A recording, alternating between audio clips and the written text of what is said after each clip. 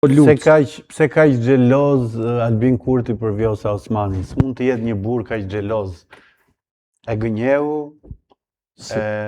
momentin që ja ndërpreu mandatin e dytë në mes, u bë xheloz për dashurinë e Trumpit ndaj Vjosës. Jo dashurinë, po dëgjoj, kur Trumpi tha që nëse ju keni problem me Serbinë, të lutem tham telefona.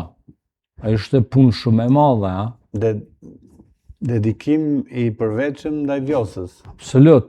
Dhe unë, duke qenë kundërshtar ndër më të mëdhej Vjosa Osmanit, kur e shoh interesin kombëtar, interesin shtetëror, unë vetë kam dalë publikisht dhe kam thonë pse nuk i vazhdohet edhe një mandat Vjosa Osmanit. Po jo më, po ne na keqja vetit më, si të vazhdojmë. Nëse ka një njeri në politikën tuaj karizmatike, që prodhon energji pozitive, që prodhon energji për atë vend, është Vjosa Osmani.